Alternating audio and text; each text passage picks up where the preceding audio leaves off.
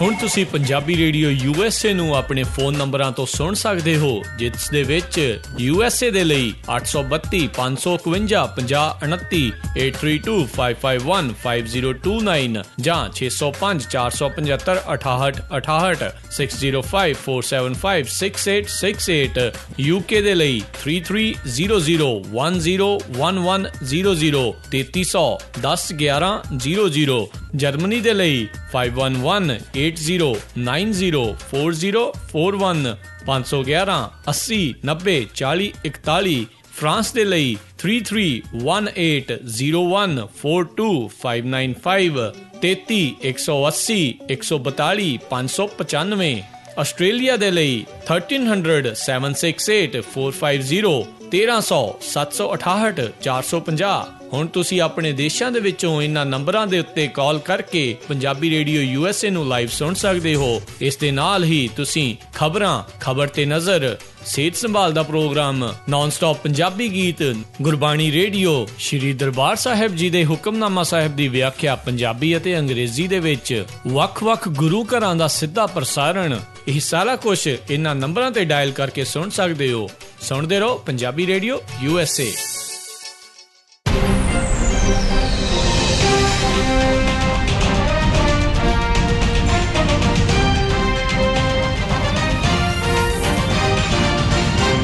Punjabi radio USA ਸੁਣ ਰਹੇ ਸਾਰੇ ਹੀ ਮਾਣਯੋਗ ਅਤੇ ਸਤਿਕਾਰਤ ਸਰੋਤਿਆਂ ਨੂੰ ਪੰਜਾਬੀ ਰੇਡੀਓ USA ਦੀ ਟੀਮ ਅਤੇ ਮੇਰੇ ਰਾਜਕਰਮਵੀਰ ਸਿੰਘ ਵੱਲੋਂ ਆਪ ਜੀ ਨੂੰ ਬਹੁਤ ਹੀ ਪਿਆਰ ਸਤਿਕਾਰ ਸਹਿਤ ਦੋਨੋਂ ਹੱਥ ਜੋੜ ਕੇ ਨਿੱਘੀ ਜਿਹੀ ਸਤਿ ਸ੍ਰੀ ਅਕਾਲ। ਸਭ ਨੂੰ ਜੀ ਇਹਨੂੰ ਆਖਦੇ ਹਾਂ। ਸਰੋਤਿਓ, ਪ੍ਰੋਗਰਾਮ ਖਬਰ ਤੇ ਨਜ਼ਰ ਲੈ ਕੇ ਹਾਜ਼ਰ ਹਾਂ। ਸਾਡੇ ਅੱਜ ਦੇ ਇਸ ਪ੍ਰੋਗਰਾਮ ਦੇ ਵਿੱਚ ਸਾਡੇ ਨਾਲ ਜੁੜਦੇ ਨੇ ਪਟਿਆਲਾ ਸਟੂਡੀਓਜ਼ ਤੋਂ ਬਲਤੇਜ ਪੰਨੂ ਜੀ। ਬਲਤੇਜ ਪੰਨੂ ਜੀ, ਜੀ ਆਇਆਂ ਨੂੰ, ਸਤਿ ਸ੍ਰੀ ਅਕਾਲ ਹੈ ਜੀ। ਸਤਿ ਸ੍ਰੀ ਅਕਾਲ ਜੀ, ਧੰਨਵਾਦ ਜੀ, ਮਿਹਰਬਾਨੀ। ਸਾਡੇ ਅੱਜ ਦੇ ਇਸ ਪ੍ਰੋਗਰਾਮ ਨੂੰ ਵਿਸ਼ੇਸ਼ ਤੌਰ ਤੇ ਸਪਾਂਸਰ ਕਰਦੇ ਹਨ ਖਾਲਸਾ ਇੰਸ਼ੋਰੈਂਸ ਏਜੰਸੀ ਵਾਲੇ, ਜੋ ਕਿ ਹਰ ਤਰ੍ਹਾਂ ਦੀ ਜਿਹੜੀ ਇੰਸ਼ੋਰੈਂਸ ਆ ਉਹ ਕਰਦੇ ਨੇ। ਇਸ ਦੇ ਨਾਲ ਨਾਲ ਉਹ ਓਬਾਮਾ ਕੇਅਰ ਦੀਆਂ ਐਪਲੀਕੇਸ਼ਨ ਕੈਲੀਫੋਰਨੀਆ ਤੇ ਵਾਸ਼ਿੰਗਟਨ ਸਟੇਟ ਦੇ ਵਿੱਚ ਵੀ ਭਰਦੇ ਨੇ। ਇਸ ਦੇ ਨਾਲ ਨਾਲ ਟਰੱਕਿੰਗ ਮਲਟੀ ਸਰਵਿਸਿਜ਼ ਵਾਲੇ, ਜੋ ਕਿ ਟਰੱਕਰਜ਼ ਨੂੰ ਫੈਕਟਰਿੰਗ ਦੀਆਂ ਸੇਵਾਵਾਂ ਪ੍ਰਦਾਨ ਕਰਦੇ ਨੇ। ਵਧੇਰੇ ਜਾਣਕਾਰੀ ਲਈ ਤੁਸੀਂ ਇਹਨਾਂ ਨੂੰ ਕਾਲ ਕਰ ਸਕਦੇ ਹੋ 408 272 2600 408 272 2600 ਦੇ ਉੱਤੇ। ਤੇ ਬਲਤੇਜ ਪੰਨੂ ਜੀ, ਆਪਣੀ ਗੱਲਬਾਤ ਦਾ ਸਿਲਸਿਲਾ ਸ਼ੁਰੂ ਕਰਦੇ ਹਾਂ। ਕਾਫੀ ਸਾਲਾਂ ਬਾਅਦ ਪੰਜਾਬ ਦੇ ਵਿੱਚ ਜਿਹੜੀ ਆ ਬਾਰਿਸ਼ ਆ, ਮੀਂਹ ਦੀ ਜਿਹੜੀਆਂ ਝੜੀਆਂ ਲੱਗੀਆਂ ਨੇ। ਜੀ ਬਿਲਕੁਲ, ਐਕਚੁਅਲੀ ਤੁਸੀਂ ਇਹ ਕਹਿ ਲਓ ਦਹਾਕੇ ਬਾਅਦ ਹੀ ਤਕਰੀਬਨ ਇਸ ਤਰ੍ਹਾਂ ਹੋਇਆ ਜੀ। ਨਹੀਂ ਤਾਂ ਹੁਣ ਤਾਂ ਹਾਲਾਤ ਇਹ ਨੇ ਜੀ, ਜਿਹੜਾ ਮੀਂਹ ਆ ਉਹ ਤਾਂ ਹੈ ਹੀ ਤਿਉਹਾਰ ਵਾਂਗੂ ਆਉਂਦਾ ਜੀ ਕੁਝ ਦਿਨਾਂ ਦੇ ਵਾਸਤੇ। ਪਿਛਲੀ ਜਿਹੜੀ ਬਰਸਾਤ ਸੀਗੀ ਮੌਨਸੂਨ ਦੀ, ਉਹ ਵੀ ਐਤਕੀ ਘੱਟ ਪਈ ਸੀ ਜੀ। ਉਹਦਾ ਅਸਰ ਸਾਰੇ ਜਗ੍ਹਾ ਤੇ ਦੇਖਿਆ ਜਾ ਸਕਦਾ। ਪਾਣੀ ਜਿਹੜੇ ਨੇ ਉਹ ਥੱਲੇ ਚਲੇ ਗਏ ਨੇ। ਤੇ ਇਹ ਦਹਾਕੇ ਬਾਅਦ ਹੀ ਹੈ ਜੀ ਤਕਰੀਬਨ ਕਿ ਪੰਜਾਬ ਦੇ ਵਿੱਚ ਜਿਹੜੀ ਆ ਉਹ ਝੜੀ ਲੱਗੀ ਹੈ। 3 ਦਿਨ ਤੋਂ ਪਿਛਲੇ ਜਿਹੜਾ ਜੀ ਉਹ ਮੀਂਹ ਪਿਆ, ਅਜੇ ਵੀ ਜਿਹੜਾ ਜੀ ਮੀਂਹ ਕੁਝ ਥਾਵਾਂ ਦੇ ਉੱਤੇ ਪੈ ਰਿਹਾ। ਸਮੁੱਚੇ ਪੰਜਾਬ ਦੇ ਵਿੱਚ ਜਿਹੜਾ ਜੀ ਇਹ ਮੀਂਹ ਪਿਆ, ਜਿੱਥੇ ਇਹਦੇ ਨਾਲ ਵਿੰਟਰ ਜਿਹੜਾ ਜੀ ਉਹ ਜ਼ੋਰ ਸ਼ੋਰ ਦੇ ਨਾਲ ਆ ਗਿਆ। ਪੂਰਾ ਇਹ ਖਿੱਤਾ ਜਿਹੜਾ ਜੀ ਉਹ ਸ਼ੀਤ ਲਹਿਰ ਦੀ ਜਕੜ ਦੇ ਵਿੱਚ ਆ ਗਿਆ। ਪੰਜਾਬ, ਹਰਿਆਣਾ, ਹਿਮਾਚਲ ਦੇ ਵਿੱਚ ਬਹੁਤ ਸਾਰੀ ਬਰਫ਼ਬਾਰੀ ਜਿਹੜੀ ਹੈ ਜੀ ਉਹ ਹੋਈ ਹੈ। ਜੰਮੂ ਕਸ਼ਮੀਰ ਦੇ ਵਿੱਚ ਵੀ ਬਰਫ਼ਬਾਰੀ ਜਿਹੜੀ ਹੋਈ ਹੈ। ਸੋ ਦੋਵਾਂ ਪਾਸਿਆਂ ਤੋਂ ਜਿਹੜੀ ਠੰਡ ਹੈ ਜੀ ਉਹ ਇਹ ਕਿਉਂਕਿ ਮਿਡਲ 'ਚ ਆ ਜਾਂਦੇ ਨੇ ਇਹ ਜਿਹੜੇ ਸੂਬੇ, ਤੋਂ ਇਹਨਾਂ ਦੇ ਉੱਤੇ ਇਹਦਾ ਅਸਰ ਜਿਹੜਾ ਸਿੱਧਾ ਦਿਖਦਾ। ਪਰ ਮੀਂਹ ਦੇ ਨਾਲ ਜਿੱਥੇ ਇਹ ਮੀਂਹ ਘਿਓ ਵਾਂਗੂ ਲੱਗਦਾ ਜੀ ਕਣਕ ਨੂੰ, ਉੱਥੇ ਨਾਲ ਦੀ ਨਾਲ ਜਿਹੜਾ ਜੀ ਗੁਬਾਰ ਜਿਹੜਾ ਚੜਿਆ ਹੋਇਆ ਸੀ ਪਰਾਲੀ ਦਾ, ਜਿਹੜੀ ਜ਼ਿਮੀਂਦਾਰਾਂ ਨੇ ਅੰਨ੍ਹੇਵਾਹ ਸਾੜਦੇ ਨੇ ਜੀ, ਉਹ ਸਾਰੇ ਦਾ ਸਾਰਾ ਉਤਰਿਆ। ਉਹਦੇ ਨਾਲ ਕਈ ਕਿਸਮ ਦੀਆਂ ਬਿਮਾਰੀਆਂ ਜਿਹੜੀਆਂ ਸੀ ਉਹ ਲੱਗ ਰਹੀਆਂ ਸੀ, ਖੰਘ, ਜ਼ੁਕਾਮ, ਬੁਖਾਰ, ਉਹਨੂੰ ਵੀ ਰਾਹਤ ਜਿਹੜੀ ਹੈ ਜੀ ਮਿਲੀ ਹੈ। ਪਰ ਸਭ ਤੋਂ ਵੱਧ ਜਿਹੜੀ ਰਾਹਤ ਵਾਲੀ ਗੱਲ ਇਹ ਹੈ ਜੀ ਕਿ ਮੀਂਹ ਇੰਨਾ ਜਿਹੜਾ ਜੀ ਉਹ ਭਰਵਾਂ ਪੈਣਾ ਇਹ ਬੜੀ ਦੇਰ ਤੋਂ ਬਾਅਦ ਹੋਇਆ ਜੀ ਇੱਥੇ ਪੰਜਾਬ ਦੇ ਵਿੱਚ ਜੀ। ਤਕਰੀਬਨ ਇਹ ਸਮਾਪਤੀ ਹੋ ਗਏ ਜੀ ਮੀਂਹ ਇਹੋ ਜਿਹੇ ਜਿਹੜੇ ਝੜੀਆਂ ਜਿਹੜੀਆਂ ਲੱਗਦੀਆਂ ਨੇ। ਸੋ ਹੋਪਫੁਲੀ ਇਹ ਵਰਕ ਜਿਹੜਾ ਜੀ ਉਹ ਕਰੂਗਾ। ਜੀ ਬਿਲਕੁਲ ਜੀ। ਸੋ ਇਸੇ ਤਰੀਕੇ ਦੀ ਚੀਜ਼ ਖਾਸ ਕਰਕੇ ਕੈਲੀਫੋਰਨੀਆ ਨੇ ਵੀ ਦੇਖੀ। ਪਿਛਲੇ ਕਈ ਸਾਲਾਂ ਤੋਂ ਇੱਥੇ ਵੀ ਘੱਟ ਮੀਂਹ ਪਏ ਸੀ, ਪਰ ਇਸ ਸਾਲ ਜਿਹੜੇ ਅੱਗੇ ਨਾਲੋਂ ਪਿਛਲੇ ਸਾਲਾਂ ਨਾਲੋਂ ਕਾਫੀ ਵਧੀਆ ਬਾਰਿਸ਼ ਆ ਰਹੀ ਆ। ਤੇ ਅਗਲੀ ਜਿਹੜੀ ਆਪਾਂ ਗੱਲ ਕਰਦੇ ਹਾਂ, ਸੈਮੀ ਫਾਈਨਲ ਜਿਹੜੇ ਚੈਂਪੀਅਨਸ ਟਰੋਫੀ ਦਾ ਸੀ ਹਾਕੀ ਦਾ, ਉਸ ਦੇ ਵਿੱਚ ਪਾਕਿਸਤਾਨ ਨੇ ਭਾਰਤ ਨੂੰ ਹਰਾਇਆ ਸੀ। ਉਸ ਤੋਂ ਬਾਅਦ ਦੇ ਵਿੱਚ ਜਿਹੜਾ ਉਹਨਾਂ ਨੇ ਇੱਕ ਹਿਸਾਬ ਦੇ ਨਾਲ ਖੁਸ਼ੀ ਦਾ ਜਿਹੜਾ ਇਜ਼ਹਾਰ ਕੀਤਾ ਸੀ, ਪਰ ਉਸ ਦੇ ਵਿੱਚ ਉਹਨਾਂ ਨੇ ਅਸ਼ਲੀਲਤਾ ਜਿਹੜੇ ਪੂਰਵਕ ਜਿਹੜੇ ਇਸ਼ਾਰੇ ਜਿਹੜੇ ਆ ਦਰਸ਼ਕਾਂ ਦੇ ਵੱਲ ਕੀਤੇ, ਆਪਣੀਆਂ ਜਿਹੜੀਆਂ ਜਰਸੀਆਂ ਆ ਉਹ ਲਾਤੀਆਂ। ਉਸ ਨੂੰ ਲੈ ਕੇ ਅਜੇ ਵੀ ਜਿਹੜਾ ਵਿਵਾਦ ਆ ਲਗਾਤਾਰ ਚੱਲ ਰਿਹਾ। ਬਿਲਕੁਲ ਜੀ, ਦੇਖੋ ਖੇਡ ਨੂੰ ਖੇਡ ਦੇ ਤਰੀਕੇ ਦੇ ਨਾਲ ਰੱਖਿਆ ਜਾਵੇ ਤਾਂ ਬਿਹਤਰ ਹੈ ਜੀ। ਜਦੋਂ ਕਿਉਂਕਿ ਖੇਡਾਂ ਹੀ ਨੇ ਜਾਂ ਫਿਲਮਾਂ ਨੇ ਜਿਹੜੀਆਂ ਦੋ ਮੁਲਕ ਜਿਹੜੇ ਇਹਨਾਂ ਦੇ ਵਿਚਾਲੇ ਟਕੜਕਾ ਚੱਲਦਾ ਹੀ ਰਹਿੰਦਾ ਜੀ, ਜਿਹੜਾ ਉਹਨਾਂ ਨੂੰ ਨੇੜੇ ਲਿਆਉਣ ਦੇ ਵਿੱਚ ਹਮੇਸ਼ਾ ਚੰਗਾ ਪੋਜ਼ਿਟਿਵ ਰੋਲ ਜਿਹੜਾ ਜੀ ਉਹ ਨਿਭਾਉਂਦੀਆਂ ਨੇ। ਜਿਹੜੀ ਚੀਜ਼ ਟੀਮ ਚੰਗੀ ਖੇਡੀ ਜੀ ਉਹ ਜਿੱਤ ਗਈ। ਸੈਮੀਫਾਈਨਲ ਦਾ ਜਿਹੜਾ ਮੈਚ ਸੀਗਾ ਨਿਰਸੰਦੇਹ ਬੜਾ ਫਸਵਾਂ ਮੈਚ ਸੀਗਾ ਇਹ, ਔਰ 3-4 ਦਾ ਕੋਈ ਫਰਕ ਨਹੀਂ ਹੁੰਦਾ, ਕੋਈ 1% ਜਿੱਤ ਨਹੀਂ ਸੀਗੀ, ਬੜਾ ਫਸਵਾਂ ਮੈਚ ਸੀਗਾ। ਸੋ ਪਾਕਿਸਤਾਨ ਦੀ ਟੀਮ ਜਿਹੜੀ ਉਹ ਜਿੱਤ ਗਈ, ਹਾਲਾਂਕਿ ਹੁਣ ਉਹ ਫਾਈਨਲ ਦੇ ਵਿੱਚ ਹਾਰ ਗਈ ਜਾ ਕੇ ਆਸਟ੍ਰੇਲੀਆ ਤੋਂ। ਖੈਰ ਹਾਰ ਜਿੱਤ ਜਿਹੜੀ ਆ ਉਹ ਹੁੰਦੀ ਹੈ, ਇੱਕ ਟੀਮ ਨੇ ਜਿੱਤਣਾ ਹੁੰਦਾ, ਇੱਕ ਨੇ ਜਿਹੜਾ ਉਹ ਹਾਰਨਾ ਹੁੰਦਾ। ਪਰ ਜਿਹੋ ਜਿਹਾ ਜਿਹੜਾ ਨਾ ਜੀ ਬੇਹੂਦਾ ਕਿਸਮ ਦੀਆਂ ਹਰਕਤਾਂ ਇਹ ਪਾਕਿਸਤਾਨ ਦੇ ਹਾਕੀ ਖਿਡਾਰੀਆਂ ਨੇ ਕੀਤੀਆਂ, ਇਹ ਵਿਸ਼ਵ ਪੱਧਰ ਦੇ ਉੱਤੇ ਕਦੀ ਵੀ ਮੇਰਾ ਖਿਆਲ ਐਕਸੈਪਟ ਨਹੀਂ ਹੁੰਦੀਆਂ ਜੀ, ਕਦੀ ਵੀ। ਕਿਉਂਕਿ ਜਿਹੜਾ ਵਿਸ਼ਵ ਭਾਈਚਾਰਾ ਜੀ ਉਹ ਖੇਡਾਂ ਨੂੰ ਬਿਲਕੁਲ ਡਿਫਰੈਂਟ ਤਰੀਕੇ ਦੇ ਨਾਲ ਦੇਖਦਾ। ਏਦਾਂ ਨਹੀਂ ਕੁਝ ਵੀ ਹੁੰਦਾ ਜਿਹੋ ਜਿਹਾ ਇਹਨਾਂ ਨੇ ਸ਼ਰਟਾਂ ਲਾ ਕੇ, ਔਰ ਜਿਹੜੇ ਜਿੱਥੇ ਮੀਡੀਆ ਬੈਠਾ ਜਾਂ ਜਿੱਥੇ ਭਾਰਤੀ ਦਰਸ਼ਕ ਬੈਠੇ ਹੋਏ ਸਨ ਜੀ, ਉਹਨਾਂ ਵੱਲ ਨੂੰ ਅਸ਼ਲੀਲ ਇਸ਼ਾਰੇ ਜਿਹੜੇ ਨੇ ਉਹ ਕੀਤੇ ਨੇ। ਪਾਕਿਸਤਾਨੀਆਂ ਜਿਹੜੀਆਂ ਇੰਟਰਨੈਸ਼ਨਲ ਟੀਮਾਂ ਨੇ ਜੇ, ਇਹਨਾਂ ਨੂੰ ਇੱਕ ਗੱਲ ਜਿਹੜੀ ਸਮਝ ਆਉਣੀ ਚਾਹੀਦੀ ਹੈ ਜੀ ਕਿ ਪਹਿਲਾਂ ਹੀ ਉਹ ਕੱਟੇ ਵੱਟੇ ਪਏ ਨੇ ਜੀ ਸਮੁੱਚੇ ਵਿਸ਼ਵ ਦੇ ਨਾਲੋਂ। ਕੋਈ ਦੁਨੀਆ ਦੀ ਜਿਹੜੀ ਟੀਮ ਹੈ ਜੀ ਉਹ ਪਾਕਿਸਤਾਨ ਦੇ ਵਿੱਚ ਜਾ ਕੇ ਖੇਡਣ ਦੇ ਵਾਸਤੇ ਤਿਆਰ ਨਹੀਂ ਹੈ ਜੀ, ਉਹ ਚਾਹੇ ਕ੍ਰਿਕਟ ਦਾ ਮੈਚ ਹੋਵੇ ਚਾਹੇ ਉਹ ਹਾਕੀ ਦਾ ਮੈਚ ਹੋਵੇ। ਕਿਉਂਕਿ ਅੱਤਵਾਦ ਦਾ ਭੰਨਿਆ ਹੋਇਆ ਜਿਹੜਾ ਪਾਕਿਸਤਾਨ ਹੈ ਜੀ, ਉਹਦੇ ਉੱਤੇ ਸਭ ਤੋਂ ਵੱਡੀ ਮਾਰ ਜਿਹੜੀ ਆ ਉਹ ਖੇਡਾਂ ਦੇ ਉੱਤੇ ਵੀ ਪਈ ਆ। ਤੇ ਦੇਖੋ ਜੁਝਾਰੂ ਬਿਰਤੀ ਦੇ ਨੇ ਉੱਥੋਂ ਦੇ ਵੀ, ਜਿਹੜੇ ਚਾਹੇ ਕ੍ਰਿਕਟ ਖਿਡਾਰੀ ਨੇ ਚਾਹੇ ਹਾਕੀ ਖਿਡਾਰੀ ਨੇ, ਪਰ ਇਹ ਜੁਝਾਰੂਪਣਾ ਜਿਹੜਾ ਜੀ ਇਹ ਖੇਡਾਂ ਤੱਕ ਸੀਮਤ ਰਹੇ ਤਾਂ ਬੈਟਰ ਹੈ। ਜਿਹੋ ਜਿਹੇ ਇਸ਼ਾਰੇ ਉਹਨਾਂ ਨੇ ਕੀਤੇ ਤਾਂ ਲੱਗਦਾ ਸੀ ਕਿ 4ਵੀਂ-5ਵੀਂ ਕਲਾਸ ਦੀ ਜਿਹੜੀ ਟੀਮ ਹੈ ਕੋਈ ਉਹ ਖੇਡ ਰਹੀ ਹੈ। ਜਿਹੋ ਜਿਹੀਆਂ ਗੰਦੀਆਂ ਹਰਕਤਾਂ ਜਿਹੜੀਆਂ ਉਹਨਾਂ ਨੇ, ਪਤਾ ਸੀਗਾ ਕਿ ਸਾਰਾ ਮੀਡੀਆ ਜਿਹੜਾ ਜੀ ਉਹ ਕਵਰ ਕਰ ਰਿਹਾ, ਉਹਨਾਂ ਨੇ ਕੀਤੀਆਂ। ਜਿਹੜਾ ਪਾਕਿਸਤਾਨ ਦਾ ਕੋਚ ਹੈ ਜੀ, ਉਹਦੇ ਇੱਕ ਚੰਗੀ ਗੱਲ ਇਹ ਹੈ ਜੀ ਕਿ ਉਹ ਚੰਗੀ ਸੋਚ ਦਾ ਮਾਲਕ ਹੈ ਸ਼ਹਿਨਾਜ਼ ਸ਼ੇਖ। ਉਹਨੇ ਖੁਦ ਮਾਫੀ ਜਿਹੜੀ ਹੈ ਜੀ ਮੰਗੀ ਹੈ ਕਿ ਉਹਨੇ ਕਿਹਾ ਇਹ ਸ਼ਰਮਨਾਕ ਵਤੀਰਾ ਸੀਗਾ, ਇਹ ਤਾਂ ਖਿਡਾਰੀਆਂ ਨੂੰ ਜਿਹੜਾ ਸੀਗਾ ਉਹ ਨਹੀਂ ਸੀ ਕਰਨਾ ਚਾਹੀਦਾ। ਉਹਨੇ ਇੱਥੋਂ ਤੱਕ ਕਿਹਾ ਜੀ ਕਿ ਸਾਨੂੰ ਜਿਹੜੇ ਹਾਕੀ ਇੰਡੀਆ ਤੇ ਭਾਰਤ ਦੇ ਜਿਹੜੇ ਲੋਕ ਨੇ ਉਹਨਾਂ ਤੋਂ ਇਸ ਚੀਜ਼ ਦੀ ਮੁਆਫੀ ਜਿਹੜੀ ਆ ਉਹ ਮੰਗਣੀ ਚਾਹੀਦੀ ਹੈ। ਭਾਰਤ ਨੇ ਜਿਹੜੀ ਇੱਥੇ ਲੀਗ ਹੋ ਰਹੀ ਹੈ ਜੀ, ਜਿਹੜੀ ਦੋਸਤਾਨਾ ਮੈਚ ਹੋਣੇ ਨੇ, ਉਹਦੇ ਵਿੱਚੋਂ ਆਪਣਾ ਨਾਮ ਜਿਹੜਾ ਜੀ ਵਾਪਸ ਲੈ ਲਿਆ ਕਿ ਅਸੀਂ ਪਾਕਿਸਤਾਨ ਦੇ ਨਾਲ ਜਿਹੜਾ ਨਹੀਂ ਖੇਡਣਾ ਜਿੰਨੀ ਦੇਰ ਤੱਕ ਇਸ ਵਤੀਰੇ ਦੀ ਜਿਹੜੀ ਹੈ ਜੀ ਉਹ ਮੁਆਫੀ ਨਹੀਂ ਮੰਗਦਾ ਜੀ। ਅਜੇ ਟੀਮ ਦੇ ਵੱਲੋਂ ਕੋਈ ਮੁਆਫੀ ਜਿਹੜੀ ਹੈ ਨਹੀਂ ਮੰਗੀ ਗਈ, ਔਰ ਵਿਸ਼ਵ ਲੈਵਲ ਦੇ ਉੱਤੇ ਇਹਦਾ ਜਿਹੜਾ ਚਰਚਾ ਨਾ ਜੀ ਉਹ ਹੋ ਰਿਹਾ ਪਾਕਿਸਤਾਨੀ ਖਿਡਾਰੀਆਂ ਦਾ। ਨਿਰਸੰਦੇਹ ਇਹ ਸਮੁੱਚੇ ਮੁਲਕ ਦਾ ਨਾਮ ਜਿਹੜਾ ਜੀ ਉਹ ਬਦਨਾਮ ਹੋ ਰਿਹਾ। ਇਸ ਮਾਮਲੇ ਦੇ ਵਿੱਚ ਜਿਹੜੇ ਹਾਕੀ ਖਿਡਾਰੀ ਨੇ ਜੀ, ਉਹਨਾਂ ਨੂੰ ਮੇਰਾ ਖਿਆਲ ਦੂਰ ਅੰਦੇਸ਼ੀ ਤੋਂ ਕੰਮ ਲੈਂਦਾ ਹੋਇਆ ਮਾਫੀ ਮੰਗਣ ਦੇ ਨਾਲ ਕੋਈ ਛੋਟਾ ਨਹੀਂ ਹੁੰਦਾ, ਮਾਫੀ ਜਿਹੜੀ ਇਹਦੀ ਮੰਗ ਲੈਣੀ ਚਾਹੀਦੀ ਹੈ ਜੀ। ਬਿਲਕੁਲ, ਕਿਉਂਕਿ ਜਦ ਏਸ਼ੀਆ ਕੱਪ ਦੇ ਵਿੱਚ ਵੀ ਇਹ ਜਿਹੜੀਆਂ ਗੱਲ ਨਾਲ ਹੀ ਸਾਹਮਣੇ ਆ ਰਹੀ ਵੀ ਜਦੋਂ ਭਾਰਤ ਨੇ ਪਾਕਿਸਤਾਨ ਨੂੰ ਹਰਾਇਆ ਸੀ, ਉਦੋਂ ਭਾਰਤੀ ਖਿਡਾਰੀਆਂ ਵੱਲੋਂ ਇੱਦਾਂ ਦੀ ਕੋਈ ਵੀ ਬੇਹੂਦਾ ਹਰਕਤ ਆ ਉਹ ਨਹੀਂ ਸੀ ਕੀਤੀ ਗਈ। ਅਗਲੀ ਜਿਹੜੀ ਆਪਾਂ ਗੱਲ ਕਰਦੇ ਹਾਂ, ਜੰਮੂ ਕਸ਼ਮੀਰ ਦੇ ਵਿੱਚ ਜਿਹੜੀਆਂ ਚੋਣਾਂ ਦਾ ਸਿਲਸਿਲਾ ਚੌਥਾ ਗੇੜ ਸੀਗਾ, ਉਸ ਦੇ ਵਿੱਚ 49% ਵੋਟਿੰਗ ਹੋਈ ਆ ਜੀ। ਜਿਹੜਾ ਚੌਥਾ ਗੇੜ ਸੀਗਾ ਜੀ, ਇਹਦੇ ਵਿੱਚ ਜੰਮੂ ਕਸ਼ਮੀਰ ਤੇ ਝਾਰਖੰਡ ਦੇ ਵਿੱਚ ਜਿਹੜੀਆਂ ਵਿਧਾਨ ਸਭਾ ਦੀਆਂ ਚੋਣਾਂ ਨੇ ਜੀ ਅਮਨ ਅਮਾਨ ਦੇ ਨਾਲ ਹੋ ਗਈਆਂ, ਔਰ ਜੰਮੂ ਕਸ਼ਮੀਰ ਦੇ 18 ਤੇ ਝਾਰਖੰਡ ਦੇ 15 ਹਲਕਿਆਂ ਦੇ ਵਿੱਚ ਵੋਟਾਂ ਜਿਹੜੀਆਂ ਪਈਆਂ ਨੇ। ਜੰਮੂ ਕਸ਼ਮੀਰ ਦੇ 4 ਜ਼ਿਲ੍ਹਿਆਂ ਸ੍ਰੀਨਗਰ, ਅਨੰਤਨਾਗ, ਸ਼ੋਪੀਆਂ, ਸਾਂਬਾ ਦੇ ਵਿੱਚ ਜਿਹੜਾ 49% ਜਿਹੜੀ ਹੈ ਜੀ ਪੋਲਿੰਗ ਹੋਈ ਆ। 2008 ਦੇ ਨਾਲੋਂ ਇਹ 4% ਵੱਧ ਹੈ, ਜਦੋਂ ਕਿ ਝਾਰਖੰਡ ਦੇ ਵਿੱਚ ਜਿਹੜੀ ਵੋਟਿੰਗ ਫੀਸਦੀ ਹੈ ਜੀ ਉਹ ਕਰੀਬ 62% ਤੇ ਜਿਹੜੀ ਹੈ ਜੀ ਹੋ ਰਹੀ, 62% ਦੀ। ਆਬਾਦੀ ਦੇ ਸਾਰੇ ਜ਼ਿਲ੍ਹਿਆਂ ਦੇ ਵਿੱਚ ਚੋਣ ਅਮਲ ਜਿਹੜਾ ਜੀ ਇਹ ਕੁੱਲ ਮਿਲਾ ਕੇ ਸ਼ਾਂਤੀਪੂਰਨ ਰਿਹਾ। ਸਿਆਸੀ ਪਾਰਟੀਆਂ ਦੇ ਹਮਾਇਤੀਆਂ ਦੇ ਵਿਚਾਲੇ ਕੁਝ ਥਾਵਾਂ ਦੇ ਉੱਤੇ ਝੜਪਾਂ ਜਿਹੜੀਆਂ ਉਹ ਜ਼ਰੂਰ ਹੋਈਆਂ ਨੇ। ਜੰਮੂ ਕਸ਼ਮੀਰ ਦੇ ਜਿਹੜੇ ਮੁੱਖ ਚੋਣ ਅਫਸਰ ਨੇ ਉਮੰਗ ਨਰੂਲਾ, ਉਹਨੇ ਇਹ ਗੱਲ ਕਹੀ ਹੈ ਜੀ ਕਿ ਚੌਥੇ ਗੇੜ ਦੇ ਵਿੱਚ ਤਕਰੀਬਨ 15.25 ਲੱਖ ਵੋਟਰਾਂ ਨੇ ਆਪਣੇ ਹੱਕ ਦੀ ਵਰਤੋਂ ਕੀਤੀ ਹੈ, ਜਿਹੜੀ ਕਿ 49% ਜਿਹੜੀ ਹੈ ਜੀ ਉਹ ਬਣਦੀ ਹੈ। ਇੱਕ ਗੇੜ ਜਿਹੜਾ ਜੀ ਇਹਨਾਂ ਦੇ ਵਿੱਚ ਹੁਣ ਬਾਕੀ ਜਿਹੜਾ ਜੀ ਉਹ ਰਹਿ ਗਿਆ ਜੀ। ਸੋ ਬਾਕੀ ਦੇਖਦੇ ਹਾਂ ਜੀ ਕਿੱਧਰ ਨੂੰ ਜਾਂਦੀ ਹੈ ਕਹਾਣੀ। ਜੀ ਬਿਲਕੁਲ। ਤੇ ਅਗਲੀ ਜਿਹੜੀ ਆਪਾਂ ਗੱਲ ਕਰਦੇ ਹਾਂ, ਜਿਹੜਾ ਸਮਾਗਮ ਹੋਣਾ ਸੀ ਨੂਰ ਮਹਿਲੀਆਂ ਦਾ, ਉਸ ਦੇ ਬਾਰੇ ਕੀ ਲੇਟੈਸਟ ਅਪਡੇਟ ਆ, ਨਾਲੇ ਤਰੀਕ ਵੀ ਉਹਨਾਂ ਦੀ ਅੱਜ ਤਰੀਕ ਹੈ ਜੀ। ਬੜਾ ਅਹਿਮ ਦਿਨ ਹੈ ਪੰਜਾਬ ਹਰਿਆਣਾ ਹਾਈ ਕੋਰਟ ਦੇ ਵਿੱਚ, ਕਿਉਂਕਿ ਜਿਹੜੀ ਇਹਨਾਂ ਨੇ ਪਾਈ ਹੋਈ ਹੈ ਜੀ ਪਟੀਸ਼ਨ ਦੇ ਉਹ ਰੱਦ ਹੁੰਦੀ ਆ, ਤੇ ਇਹ ਕਿਹਾ ਜਾ ਰਿਹਾ ਜੀ ਕਿ ਉਹ ਤੁਰਨਗੇ ਜੀ ਫਿਰ ਸੁਪਰੀਮ ਕੋਰਟ ਵੱਲ ਨੂੰ। ਸੁਪਰੀਮ ਕੋਰਟ ਜਿਹੜਾ ਜੀ ਉਹ ਜਾਣਗੇ ਤੇ ਉੱਥੋਂ ਸੰਸਕਾਰ ਰੋਕਣ ਦਾ ਜਿਹੜਾ ਜੀ ਉਹ ਇੰਤਜ਼ਾਮ ਕਰਨਗੇ। ਦੇਖਿਆ ਜਾਵੇ ਇਹ ਗੱਲ ਦੇ ਉੱਤੇ ਬੜਾ ਕੁਝ ਨਿਰਭਰ ਕਰਦਾ ਜੀ ਕਿ ਅੱਜ ਪੰਜਾਬ ਹਰਿਆਣਾ ਹਾਈ ਕੋਰਟ ਜਿਹੜਾ ਜੀ ਉਹ ਇਸ ਮਾਮਲੇ ਦੇ ਉੱਤੇ ਫੈਸਲਾ ਕੀ ਦਿੰਦਾ ਹੈ, ਕਿਉਂਕਿ ਉਹਨੇ 15 ਦਿਨ ਦਾ ਸਮਾਂ ਦਿੱਤਾ ਸੀ। 15 ਦਿਨ ਦਾ ਅੱਜ ਜਿਹੜਾ ਸਮਾਂ ਖਤਮ ਹੋ ਜਾਊਗਾ, ਜਦੋਂ ਕਿ ਜਿਹੜਾ ਪ੍ਰਸ਼ਾਸਨ ਹੈ, ਕਿਉਂਕਿ ਉਹ ਡੇਰੇ ਦੇ ਹੱਕ 'ਚ ਭੁਗਤ ਰਿਹਾ, ਉਹ ਕਹਿੰਦਾ ਜੀ ਕਿ ਮੇਰੇ ਕੋਲੇ ਤਾਂ 3 ਦਿਨ ਇਹ ਜਿਹੜਾ ਹੁਕਮ ਲੇਟ ਆਇਆ ਤੇ ਇਸ ਕਰਕੇ 17 ਤਰੀਕ ਜਿਹੜੀ ਹੈ ਜੀ ਉਹ ਬਣਦੀ ਹੈ। ਜੇ ਤਕਨੀਕੀ ਆਧਾਰ ਦੇ ਉੱਤੇ ਪੰਜਾਬ ਹਰਿਆਣਾ ਹਾਈ ਕੋਰਟ ਜਿਹੜਾ ਜੀ ਉਹ ਇਹਨੂੰ ਮੰਨ ਲੈਂਦਾ ਕਿ 17 ਤਰੀਕ ਠੀਕ ਹੈ ਬਣਦੀ ਹੈ, ਫਿਰ ਤਾਂ ਉਹਨਾਂ ਕੋਲੇ ਸਮਾਂ ਹੈਗਾ ਜੀ ਸੁਪਰੀਮ ਕੋਰਟ ਦੇ ਵਿੱਚ ਜਾਣ ਦਾ ਜੀ, ਨਹੀਂ ਤਾਂ ਅਦਰਵਾਈਜ਼ ਇਹ ਸਮਾਂ ਅੱਜ ਸਮਾਪਤ ਹੋ ਜਾਣਾ ਜੀ। ਤੋ ਲੱਗਦਾ ਨਹੀਂ ਕਿ ਪ੍ਰਸ਼ਾਸਨ ਨੇ ਕਿਸੇ ਜਗ੍ਹਾ ਦੇ ਉੱਤੇ ਇੱਦਾਂ ਦੇ ਇੰਤਜ਼ਾਮ ਕੀਤੇ ਹੋਏ ਆ ਕਿ ਅੱਜ ਜਿਹੜਾ ਜੀ ਇਹਦਾ ਸੰਸਕਾਰ ਜਿਹੜਾ ਉਹ ਹੋ ਸਕਦਾ, ਇੱਦਾਂ ਦਾ ਕੋਈ ਇੰਤਜ਼ਾਮ ਨਹੀਂ ਲੱਗਦਾ। ਡੇਰੇ ਦੇ ਵੱਲੋਂ ਇਹ ਕਿਹਾ ਗਿਆ ਸੀਗਾ ਕਿ ਉੱਥੇ ਤਾਂ 70 ਤੋਂ 80 ਹਜ਼ਾਰ ਬੰਦਾ ਜਿਹੜਾ ਜੀ ਆਉਣਾ, 20,000 ਤੋਂ ਉੱਪਰ ਜਿਹੜਾ ਬੰਦਾ ਨਹੀਂ ਆਇਆ ਜੀ ਇੱਥੇ ਡੇਰੇ ਦੇ ਵਿੱਚ। ਸ਼ਾਇਦ ਕਿਤੇ ਨਾ ਕਿਤੇ ਡਰ ਤਾਂ ਉਹਨਾਂ ਨੂੰ ਵੀ ਪਿਆ ਰਿਹਾ ਜੀ ਕਿ ਉੱਥੇ ਕਾਰਵਾਈ ਜਿਹੜੀ ਆ ਉਹ ਕਿਸੇ ਕਿਸਮ ਦੀ ਨਾ ਹੋ ਜੇ। ਤੋ ਇਹ ਜਿਹੜੇ ਸੀਗੇ ਜੀ ਇੱਕ ਦਿਨ ਆ ਕੇ ਉੱਥੋਂ ਵਾਪਸ ਜਿਹੜੇ ਚਲੇ ਗਏ। ਪੱਤਰਕਾਰਾਂ ਨੂੰ ਤਾਂ ਨੇੜੇ ਤੇੜੇ ਵੀ ਨਹੀਂ ਫਟਕਣ ਦਿੱਤਾ ਜੀ, ਸਟੇਜ ਦੇ ਬਹੁਤ ਦੂਰ ਰੋਕ ਲਿਆ ਗਿਆ ਜੀ। ਉੱਥੋਂ ਜਿਹੜਾ ਸੀਗਾ ਜੀ ਕੋਈ ਨੰਬਰ ਦਿੱਤਾ ਗਿਆ ਜੀ ਕਿ ਇੱਥੇ ਮਿਸ ਕਾਲ ਮਾਰੋ, ਜਾਂ ਇਹ ਦੱਸਿਆ ਗਿਆ ਜੀ ਕਿ ਜੇ ਅਦਾਲਤ ਜਿਹੜੀ ਆ ਉਹ ਕਾਰਵਾਈ ਕਰਦੀ ਹੈ ਤੇ ਉਹਦੇ ਵਾਸਤੇ ਡੇਰੇ ਨੇ ਜਿਹੜਾ ਜੀ ਉਹ ਕੀ ਕਰਨਾ। ਉੱਥੇ ਨਾਅਰੇ ਜਿਹੜੇ ਜੀ ਉਹ ਇਹ ਵੀ ਲਾਏ ਗਏ ਜੀ ਕਿ ਜਿਹੜਾ ਆਸ਼ੂਤੋਸ਼ ਆ ਉਹ ਵਾਪਸ ਆਊਗਾ। ਔਰ ਇਹਦੇ ਵਿੱਚ ਜਿਹੜਾ ਕੇਂਦਰ ਦੇ ਵਿੱਚ ਮੰਤਰੀ ਹੈ ਵਿਜੇ ਸੰਪਲਾ, ਉਹ ਵੀ ਗਿਆ ਜੀ। ਇਹ ਥੋੜੀ ਜਿਹੀ ਹੈਰਾਨਗੀ ਵਾਲੀ ਜਿਹੜੀ ਗੱਲ ਰਹੀ, ਭਾਵ ਕਿ ਪ੍ਰਸ਼ਾਸਨ ਨੂੰ ਇੱਕ ਇਸ਼ਾਰਾ ਦੇਣ ਦੀ ਗੱਲ ਹੁੰਦੀ ਹੈ ਜੀ, ਮਤਲਬ ਕਿ ਵੀ ਸਰਕਾਰ ਜਿਹੜੀ ਹੈ, ਚਾਹੇ ਉਹ ਸੂਬੇ ਦੀ ਹੈ ਚਾਹੇ ਸੈਂਟਰ ਦੀ ਆ, ਉਹ ਪਿੱਛੇ ਹੈ ਇਸ ਡੇਰੇ ਦੇ। ਤੋ ਇਸ ਕਰਕੇ ਇਹ ਇੱਕ ਤਰੀਕਾ ਹੀ ਹੈ ਜੀ ਮੇਰਾ ਖਿਆਲ ਉੱਥੇ ਦੱਸਣ ਦਾ ਕਿ ਅਸੀਂ ਇਹਦੇ ਜਿਹੜਾ ਜੀ ਪਿੱਛੇ ਆ।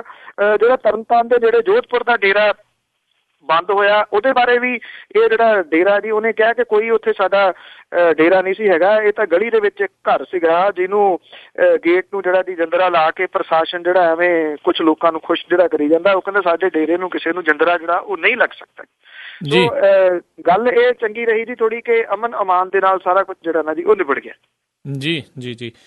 ਤੇ ਅਗਲੀ ਜਿਹੜੀ ਆਪਾਂ ਗੱਲ ਕਰਦੇ ਹਾਂ, ਜਿਸ ਕੁੜੀ ਨੇ ਪ੍ਰਕਾਸ਼ ਬਾਦਲ ਉਹਨਾਂ ਦੇ ਜਿਹੜੇ ਨਿਵਾਸ ਦੇ ਬਾਹਰ ਆਪਣੇ ਆਪ ਨੂੰ ਅੱਗ ਜਿਹੜੀ ਲਾਈ ਸੀ, ਆਤਮਦਾਹ ਕਰਨ ਦੀ ਜਿਹੜੀ ਕੋਸ਼ਿਸ਼ ਕੀਤੀ ਸੀ, ਉਸ ਦੇ ਬਾਰੇ ਲੇਟੈਸਟ ਕੀ ਅਪਡੇਟ ਆ, ਕੀ ਰਿਪੋਰਟ ਆ? ਇਹ ਜਿਹੜੀ ਲੜਕੀ ਸੀਗੀ ਜੀ ਇਹ ਹਸਪੀਟਲ ਦੇ ਵਿੱਚ ਦਾਖਲ ਹੈ।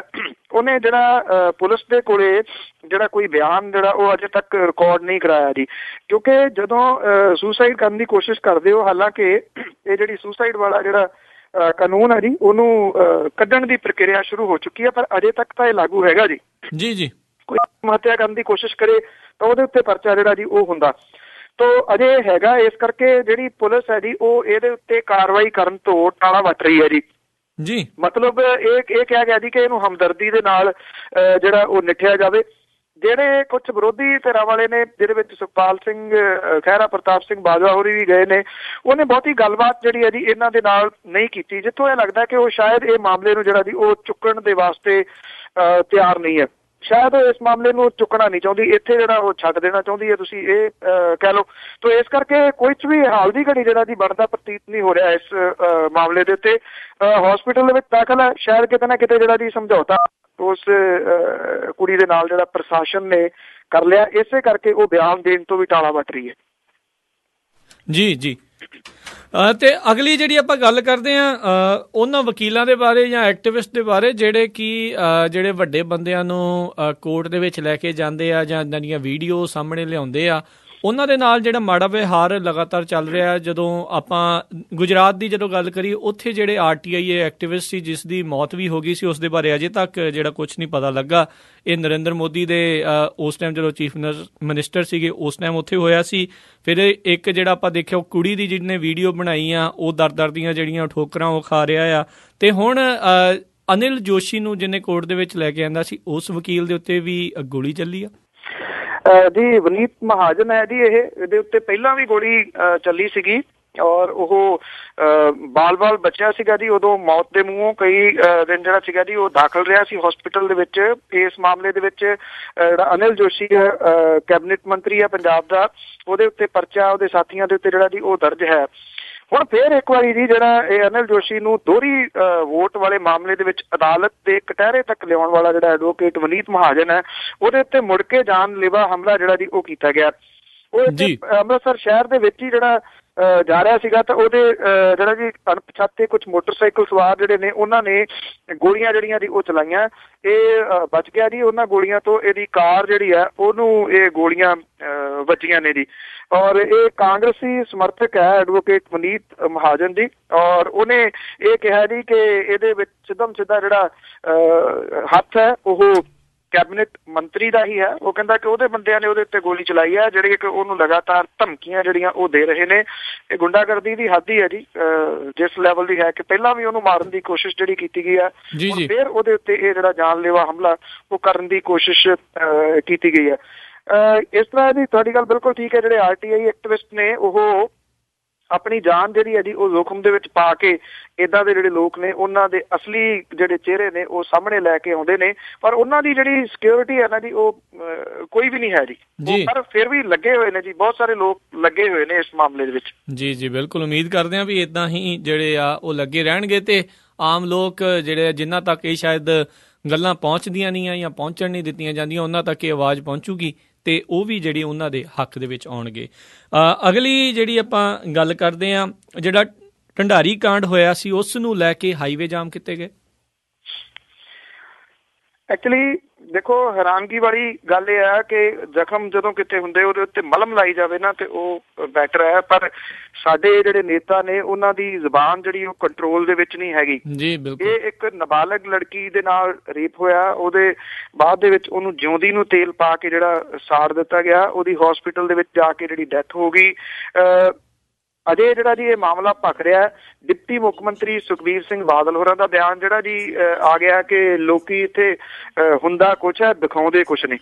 ਇਸ ਬਿਆਨ ਤੋਂ ਜਿਹੜਾ ਜੀ ਉਹ ਭੜਕ ਗਏ ਜਿਹੜੇ ਲੋਕ, ਔਰ ਉਹਨਾਂ ਨੇ ਕੱਲ ਜਿਹੜਾ ਜੀ ਲੜਕੀ ਦੇ ਘਰ ਦੇ ਮੂਹਰੇ ਇਕੱਠੇ ਹੋ ਕੇ ਢੰਡਾਰੀ ਕਲਾਂ ਦੇ ਵਿੱਚ ਰਹਿੰਦੀ ਆ ਜਿਹਦਾ ਪਰਿਵਾਰ ਜਿਹੜਾ ਰਹਿੰਦਾ ਜੀ ਉਹ ਤਾਂ ਵਿਚਾਰੀ ਦੁਨੀਆ ਤੋਂ ਤੁਰ ਗਈ।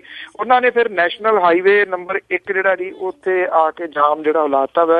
ਮੈਂ ਖੁਦ ਵੀ ਇਹਦੇ ਜਾਮ ਦੇ ਵਿੱਚ ਕਈ ਘੰਟੇ ਜਿਹੜਾ ਜੀ ਉਹ ਫਸਿਆ ਰਿਹਾ। ਬਹੁਤ ਲੰਬੀਆਂ ਲਾਈਨਾਂ ਜਿਹੜੀਆਂ ਲੱਗ ਗਈਆਂ, ਔਰ ਮੁੜ ਕੇ ਜੀ ਕਈ ਘੰਟਿਆਂ ਤੋਂ ਬਾਅਦ ਇਹਨਾਂ ਨੂੰ ਸਮਝਾ ਬੁਝਾ ਕੇ ਜਿਹੜਾ ਜੀ ਉਹ ਜਾਮ ਖੁਲਵਾਇਆ ਗਿਆ।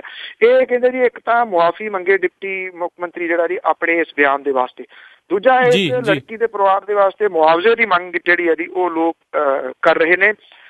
ਤੀਜੀ ਜਿਹੜੀ ਸਭ ਤੋਂ ਮਾੜੀ ਗੱਲ ਹੈ ਜਿਹੜਾ ਡੇ ਫਸਟ ਤੋਂ ਆਪਾਂ ਕਵਰ ਕਰਦੇ ਆ ਰਹੇ ਹਾਂ ਕਿ ਇੱਥੇ ਜਿਹੜਾ ਇੱਥੋਂ ਦਾ ਮੀਡੀਆ ਨਾ ਜੀ ਉਹ ਇਸ ਮਾਮਲੇ ਦੇ ਉੱਤੇ ਚੁੱਪ ਕਰੁੱਪਾ ਹੈ। ਜੀ ਅਖਬਾਰਾਂ ਦੇ ਵਿੱਚ ਕਿਤੇ ਕਿਤਾਈ ਜਿਹੜੀਆਂ ਥੋੜੀਆਂ ਬਹੁਤੀਆਂ ਖਬਰਾਂ ਜ਼ਰੂਰ ਲੱਭਦੀਆਂ ਨੇ।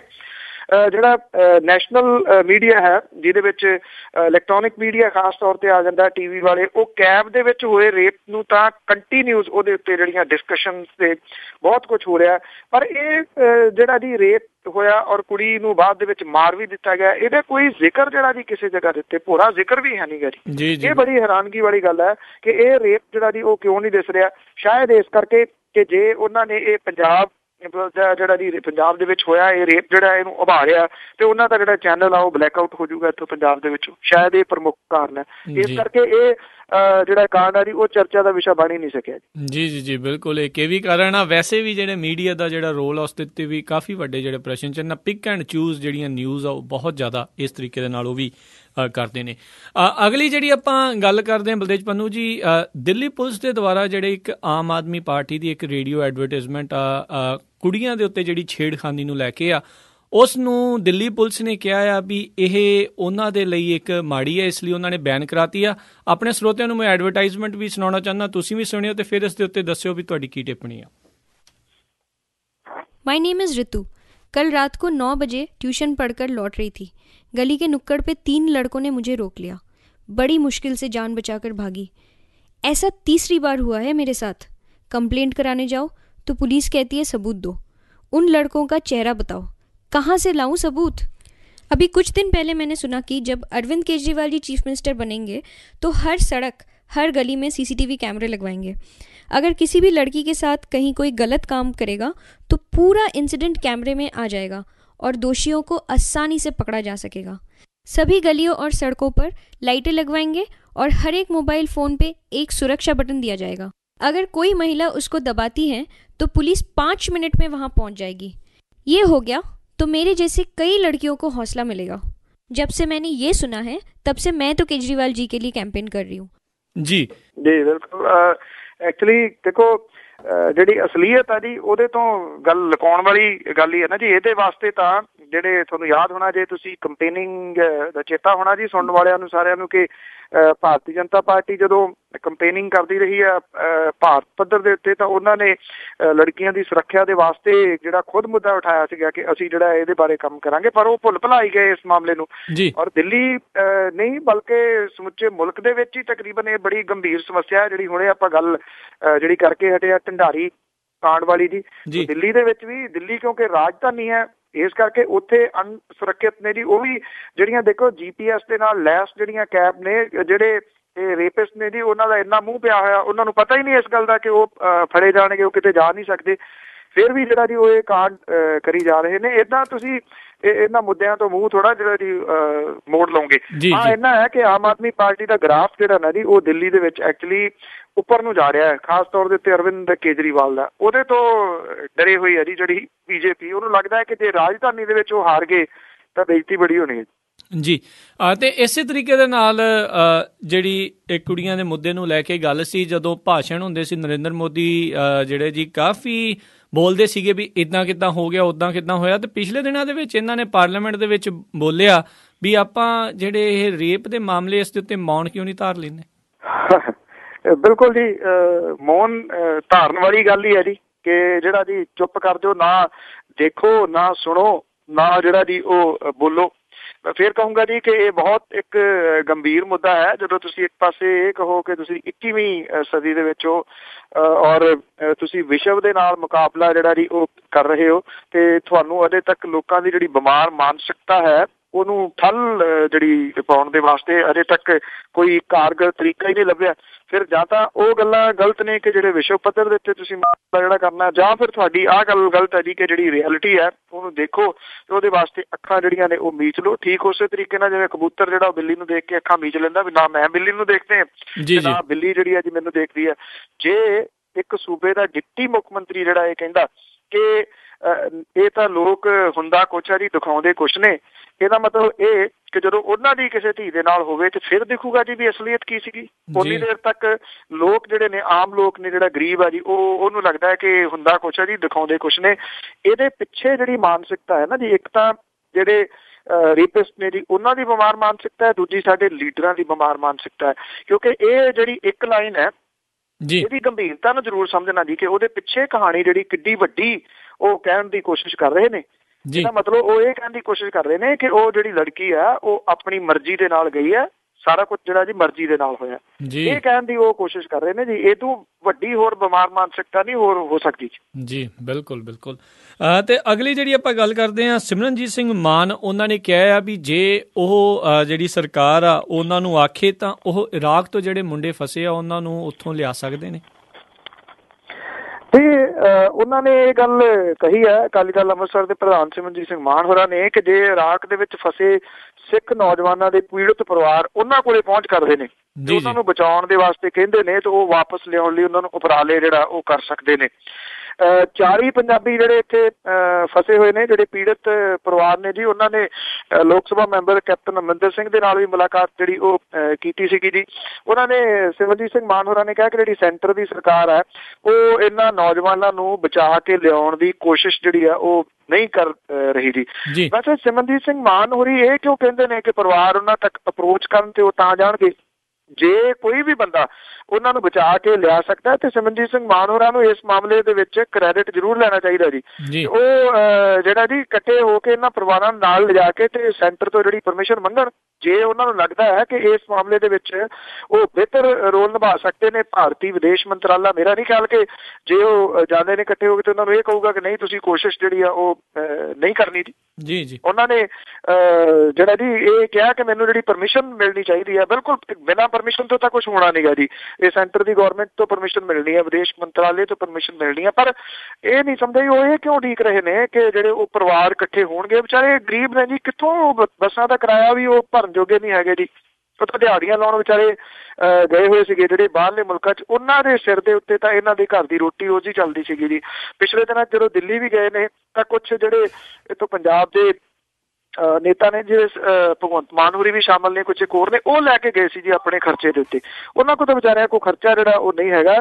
ਇਸ ਮਾਮਲੇ ਦੇ ਉੱਤੇ ਪੰਜਾਬ ਦੇ ਸਾਰੇ ਜਿਹੜੇ, ਕਿਉਂਕਿ ਪੰਜਾਬ ਦੇ ਜ਼ਿਆਦਾ ਨੇ ਜੀ ਮੁੰਡੇ ਇਹਦੇ ਵਿੱਚ, ਪੰਜਾਬ ਦੇ ਸਾਰੇ ਜਿਹੜੇ ਪੋਲੀਟੀਕਲ ਨੇਤਾ ਨੇ ਜੀ, ਇਹਨਾਂ ਨੂੰ ਇਕੱਠੇ ਹੋ ਕੇ ਜਿਹੜਾ ਇਹਦੇ ਵਾਸਤੇ ਹਮਲਾ ਮਾਰਨਾ ਚਾਹੀਦਾ। ਜਿੱਥੋਂ ਵੀ ਮਦਦ ਮਿਲਦੀ ਹੈ ਉਹ ਲੈ ਕੇ ਇਹਨਾਂ ਮੁੰਡਿਆਂ ਨੂੰ ਬਚਾਉਣ ਦੀ ਕੋਸ਼ਿਸ਼ ਕਰਨੀ ਚਾਹੀਦੀ ਹੈ, ਜੇ ਇਹ ਜਿਉਂਦੇ ਨੇ ਤਾਂ। ਸਵਾਲ ਇਹ ਵੀ ਹੈ ਜੀ ਅਗਲਾ। ਜੀ ਬਿਲਕੁਲ।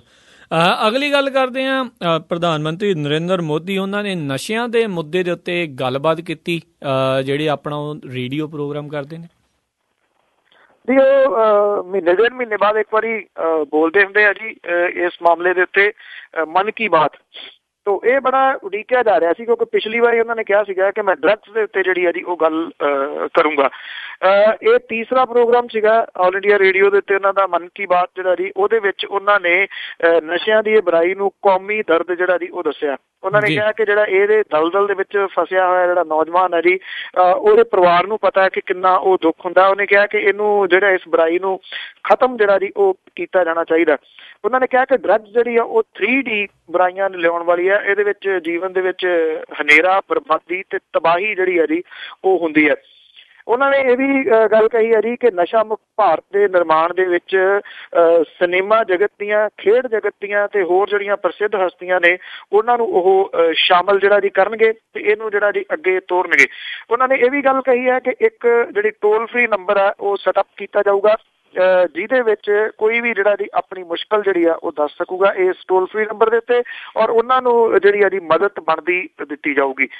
ਪ੍ਰਧਾਨ ਮੰਤਰੀ ਦੇ ਵੱਲੋਂ ਇਹ ਜਿਹੜਾ ਜੀ ਇੱਕ ਬਹੁਤ ਵੱਡੀ ਤਵੱਕੋ ਕੀਤੀ ਜਾਂਦੀ ਸੀ ਕਿ ਉਹ ਇਸ ਮਾਮਲੇ ਦੇ ਉੱਤੇ ਸਖਤ ਸਟੈਂਡ ਜਿਹੜਾ ਜੀ ਉਹ ਲੈਣਗੇ ਜੀ। ਸਖਤ ਕਿਹੋ ਜਿਹਾ ਲੈਣਗੇ ਕਿ ਉਹ ਇਹਨੂੰ ਠੱਲਣ ਦੇ ਵਾਸਤੇ ਜਿਹੜਾ ਜੀ ਜਿਹੜੀ ਨਾਰਕੋਟਿਕਸ ਹੈ ਉਹਦੇ ਵਾਸਤੇ ਕੁਝ ਹਦਾਇਤਾਂ ਜਿਹੜੀਆਂ ਜ਼ਰੂਰੀ ਦੇਣਗੇ, ਕੁਝ ਸਖਤ ਕਦਮ ਜਿਹੜੇ ਉਹ ਚੁੱਕਣ ਦੀ ਗੱਲ ਜਿਹੜੀ ਆ ਉਹ ਕਰਨਗੇ। ਤੋ ਇਹ ਇੱਦਾਂ ਨੇ ਉਹਨਾਂ ਨੇ ਕੀਤੀ ਨਹੀਂ, ਐਵੇਂ ਟੱਪਲੀਆਂ ਜਿਹੀਆਂ ਮਾਰ ਕੇ ਗੱਲਾਂ ਨਹੀਂ ਜਿਹੜੀਆਂ ਇੱਧਰ ਉੱਧਰ ਦੀਆਂ ਕਰਕੇ ਨਾ ਜੀ ਉਹ ਚਲੇ ਗਏ। ਇੱਕ ਤਾਂ ਉਹਨਾਂ ਨੇ ਕਿਹਾ ਕਿ 1 ਲੱਖ ਤੋਂ ਉੱਪਰ ਜਿਹੜੀਆਂ ਚਿੱਠੀਆਂ ਆਲ ਇੰਡੀਆ ਰੇਡੀਓ ਦੇ ਪਤੇ ਦੇ ਉੱਤੇ ਡਰੱਗਸ ਦੇ ਬਾਰੇ ਦੇ ਵਿੱਚ ਲੋਕਾਂ ਦੀਆਂ ਆਈਆਂ ਨੇ। ਵੈਬਸਾਈਟ ਤੇ ਫੇਸਬੁੱਕ, ਟਵਿੱਟਰ ਦੀ ਗੱਲ ਉਹਨਾਂ ਨੇ ਕਿਹਾ ਕਿ ਅਣਗਿਣਤ, ਪਤਾ ਹੀ ਕੋਈ ਨਹੀਂ, ਗਿਣਤੀ ਕੋਈ ਨਹੀਂ ਕਿ ਕਿੰਨੇ ਕੁ ਲੋਕਾਂ ਨੇ ਜਿਹੜਾ ਜੀ ਇਹਦੇ ਬਾਰੇ ਲਿਖਿਆ। ਜੇ ਇੰਨੇ ਲੋਕਾਂ ਨੇ ਲਿਖਿਆ, ਇਹ ਬਹੁਤ ਗੰਭੀਰ ਮੁੱਦਾ ਹੈ। ਔਰ ਇਹਦੇ ਉੱਤੇ ਜਿਹੜਾ ਜੀ ਮੈਂ ਖੁਦ ਇਹ ਸਾਰਾ ਨੇੜਿਓਂ ਸੁਣਿਆ ਜੀ ਭਾਸ਼ਣ, ਕਿਉਂਕਿ ਮੈਨੂੰ ਇਹ ਸੀਗਾ ਕੁਛ ਨਾ ਕੁਛ ਸ਼ਾਇਦ ਐਲਾਨ ਹੋਊਗਾ। ਐਲਾਨ ਜਿਹੜਾ ਕਰਦੇ ਡਰੱਗਸ ਦੀ ਗੱਲ ਕਰਦੇ ਉਹਨਾਂ ਨੇ ਇਹ ਕਹਿਤਾ ਜੀ ਕਿ ਮੈਂ ਪਿਛਲੇ ਦਿਨੀ ਫਲਾਮ ਮੁਲਕ ਦੇ ਵਿੱਚ ਜਾ ਕੇ ਆਇਆ, ਜੇ ਤੁਸੀਂ ਛੁੱਟੀਆਂ ਕੱਟਣ ਜਾਣਾ ਤਾਂ ਆਪਣੇ ਪਰਿਵਾਰਾਂ ਨੂੰ ਲੈ ਕੇ ਇੱਥੇ ਜਿਹੜਾ ਜੀ ਜ਼ਰੂਰ ਜਾਓ। ਮੈਨੂੰ ਇਹ ਨਹੀਂ ਸਮਝ ਆਈ ਕਿ ਡਰੱਗਸ ਦਾ ਇਹਦੇ ਨਾਲ ਕੀ ਰਿਲੇਸ਼ਨ ਸੀਗਾ। ਜਿਹੜੇ ਪਹਿਲਾਂ ਦੁਖੀ ਬੈਠੇ ਨੇ ਜੀ ਪਰਿਵਾਰ, ਉਹਨਾਂ ਦੇ ਵਾਸਤੇ ਜਿਹੜਾ ਸੀਗਾ ਉਹ ਕੀ ਇਹਦੇ ਵਿੱਚੋਂ ਨਿਕਲਿਆ। ਫਿਲਮੀ ਕਲਾਕਾਰ ਜਾਂ ਜਿਹੜੇ ਖਿਡਾਰੀ ਨੇ ਨਿਰਸੰਦੇਹ, ਉਹਨਾਂ ਦੀ ਗੱਲ ਲੋਕ ਸੁਣਦੇ ਨੇ, ਫਿਲਮੀ ਕਲਾਕਾਰਾਂ ਦੀ ਗੱਲ ਸੁਣਦੇ ਨੇ, ਖਿਡਾਰੀਆਂ ਦੀ ਗੱਲ ਲੋਕ ਸੁਣਦੇ ਨੇ। ਜਿਹੜੇ ਡਰੱਗਸ ਦੇ ਵਿੱਚ ਪੈ ਗਏ ਉਹ ਤਾਂ ਉਹਨਾਂ ਦਾ ਤਾਂ ਜਿਹੜਾ ਦਿਮਾਗ ਹੈ ਜੀ ਉਹ ਕਿਸੇ ਹੋਰ ਪਾਸੇ ਲੱਗ ਗਿਆ। ਉਹ ਫਿਲਮਾਂ ਵਾਲਿਆਂ ਦੀ ਜਾਂ ਖਿਡਾਰੀਆਂ ਦੀ ਗੱਲ ਕਿੱਥੋਂ ਸੁਣਨਗੇ ਜੀ। ਉਮੀਦ ਕੀਤੀ ਜਾਂਦੀ ਸੀ ਕਿ ਇਹਦੇ ਵਿੱਚੋਂ ਕੁਝ ਸੋਲਿਡ ਜਿਹੜਾ ਜੀ ਉਹ ਕੱਢਣਗੇ, ਪਰ ਸਹੀ ਪੁੱਛੋ ਤਾਂ ਬੇਹੱਦ ਨਿਰਾਸ਼ਾ ਹੋਈ ਜੀ ਉਹਨਾਂ ਦਾ ਇਹ ਭਾਸ਼ਣ ਜਿਹੜਾ ਸੁਣ ਕੇ। ਉਹਨਾਂ ਨੇ ਕੱਖ ਵੀ ਨਹੀਂ ਕੀਤਾ। ਔਰ ਸ਼ਾਇਦ ਮੈਂ ਤਾਂ ਇਹ ਕਹੂੰਗਾ ਸਿੱਧਾ, ਹਾਲਾਂਕਿ ਪੰਜਾਬ ਦਾ ਥੋੜ੍ਹਾ ਜਿਹਾ ਉਹਨਾਂ ਨੇ ਜ਼ਿਕਰ ਕੀਤਾ, ਪੰਜਾਬ ਨੂੰ ਟੋਟਲੀ ਇਗਨੋਰ ਜਿਹੜਾ ਜੀ ਉਹਨਾਂ ਨੇ ਕੀਤਾ ਇਸ ਮਾਮਲੇ ਦੇ ਉੱਤੇ। ਪੰਜਾਬ ਸਭ ਤੋਂ ਵੱਧ ਅਫੈਕਟਡ ਆ ਜੀ ਇਸ ਵੇਲੇ ਡਰੱਗਸ ਤੋਂ। ਇਹਦੀ ਗੱਲ ਜਿਹੜੀ ਉਹ ਜ਼ਿਆਦਾ ਹੋਣੀ ਚਾਹੀਦੀ ਸੀ। ਇਸ ਗੱਲ ਦੀ ਗੱਲ ਵੀ ਹੋਣੀ ਚਾਹੀਦੀ ਸੀ ਕਿ ਕੌਣ ਲੋਕ ਨੇ ਜਿਹੜੇ ਇਸ ਡਰੱਗ ਦੇ ਧੰਦੇ ਦੇ ਵਿੱਚ ਪਏ ਹੋਏ ਨੇ ਔਰ ਇਹਨੂੰ ਕਿਸ ਲੈਵਲ ਤੱਕ ਜਿਹੜਾ ਜੀ ਉਹ ਲੈ ਗਏ ਨੇ ਸਿਰਫ ਆਪਣੀਆਂ ਜੇਬਾਂ ਦੀ ਖਾਤਰ। ਇੱਦਾਂ ਦੀ ਕੋਈ ਗੱਲ ਨਹੀਂ ਕੀਤੀ ਗਈ ਕਿ ਇਹ ਜਿਹੜਾ ਗੱਠਜੋੜ ਹੈ ਜਿਹਦੇ ਵਿੱਚ ਕੁਝ ਰਾਜਨੀਤਿਕ ਸ਼ਾਮਲ ਨੇ, ਜਿਹਦੇ 'ਚ ਕੁਝ ਪੁਲਿਸ ਵਾਲੇ ਵੀ ਸ਼ਾਮਲ ਨੇ ਸਮਗਲਰਾਂ ਦੇ ਨਾਲ, ਸੋ ਉਹਨਾਂ ਦਾ ਗੱਠਜੋੜ ਕਿਵੇਂ ਤੋੜਿਆ ਜਾਊਗਾ, ਇਹਦੀ ਕੋਈ ਗੱਲ ਨਹੀਂ ਹੋਈ ਜੀ। ਤੇ ਅਗਲੀ ਜਿਹੜੀ ਆਪਾਂ ਗੱਲ ਕਰਦੇ ਹਾਂ, ਸੰਗਰੂਰ ਦੇ ਵਿੱਚ ਇੱਕ ਧਾਗਾ ਮਿੱਲ ਆ, ਉਸ ਨੂੰ ਕਾਫੀ ਭਿਆਨਕ ਅੱਗ ਲੱਗ ਗਈ। ਇਹ ਜਿਹੜੀ ਅਸਮਾਨੀ ਬਿਜਲੀ ਹੈ ਜੀ ਉਹ ਡਿੱਗੀ ਆ, ਉਹਦੇ ਕਰਕੇ ਜਿਹੜਾ ਜੀ ਇਹਨੂੰ ਅੱਗ ਲੱਗੀ ਆ। ਔਰ ਕਾਫੀ ਨੁਕਸਾਨ ਜਿਹੜਾ ਜੀ ਉਹ ਹੋਇਆ ਦੱਸਿਆ ਜਾਂਦਾ, ਕੋਈ 10 ਕਰੋੜ ਰੁਪਏ ਦਾ ਨੁਕਸਾਨ ਜਿਹੜਾ ਉਹ ਦੱਸਿਆ ਜਾ ਰਿਹਾ। ਸੰਗਰੂਰ ਪਟਿਆਲਾ ਮੁੱਖ ਸੜਕ ਦੇ ਉੱਤੇ ਇਹ ਜਿਹੜੀ ਹੈ ਜੀ ਟੈਕਸਟਾਈਲ ਮਿੱਲ ਹੈ, ਕਿਉਂਕਿ ਬਿਜਲੀ ਬਹੁਤ ਜਿਹੜੀ ਹੈ ਜੀ ਉਹ ਲਿਸ਼ਕੀ ਆ। ਬਹੁਤ ਸਾਰੇ ਥਾਵਾਂ ਦੇ ਉੱਤੇ ਬਿਜਲੀ ਪਈ ਵੀ ਹੈ, ਇਸ ਧਾਗਾ ਮਿੱਲ ਨੂੰ ਅੱਗ ਲੱਗਣ ਦਾ ਕਾਰਨ ਕਿਹਾ ਜਾ ਰਿਹਾ ਜੀ। ਤੇ ਅਗਲੀ ਗੱਲ ਕਰਦੇ, ਕੁਛ ਚਿਰ ਪਹਿਲਾਂ ਪ੍ਰਕਾਸ਼ ਬਾਦਲ ਉਹਨਾਂ ਨੇ ਕਿਹਾ ਵੀ ਕੈਪਟਨ ਅਮਰਿੰਦਰ ਮੇਰੇ ਨਾਲ ਜਿਹੜੀ ਆ ਜੀ ਕੁਸ਼ਤੀ ਲੜ ਲੈਣ, ਫਿਰ ਪਤਾ ਲੱਗ ਜੂ ਕਿਹ 'ਚ ਜ਼ਿਆਦਾ ਜ਼ੋਰ ਆ। ਤੇ ਕੈਪਟਨ ਉਹਨਾਂ ਦਾ ਉਸ ਦੇ ਉੱਤੇ ਬਿਆਨ ਆਇਆ ਵੀ ਬਾਦਲ ਉਹਨਾਂ ਨੂੰ ਤਾਂ ਆਪ 2 ਬੰਦੇ ਫੜਦੇ ਨੇ, ਕੁਸ਼ਤੀ ਕਿੱਦਾਂ ਖੇਡਣਗੇ।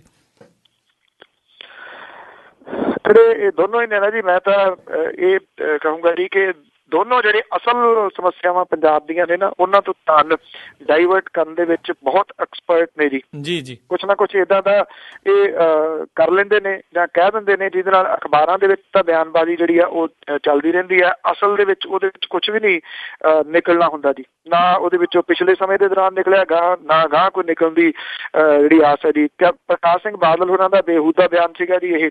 ਉਹਨਾਂ ਨੇ ਤਾਂ ਗੱਲ ਇਹ ਕੀਤੀ ਸੀ ਕਿ ਜਿਹਨੂੰ ਆਪਣਾ ਜਨਮ ਦਿਨ ਯਾਦ ਨਹੀਂਗਾ, ਜਿਹੜੀ ਯਾਦਾਸ਼ਤ ਹੀ ਚਲੇਗੀ, ਉਹਨੂੰ ਪੰਜਾਬ ਦੇ ਉੱਤੇ ਕੀ ਹੱਕ ਹੈ ਕਿ ਪੰਜਾਬ ਦੇ ਉਹ ਮੁੱਖ ਮੰਤਰੀ ਜਿਹੜਾ ਬਣਿਆ ਰਹੇ। ਤੇ ਬਾਦਲ ਸਾਹਿਬ ਨੇ ਕਹਿ ਦਿੱਤਾ ਕਿ ਮੇਰੇ ਨਾਲ ਕੁਸ਼ਤੀ ਲੜ ਲਏ।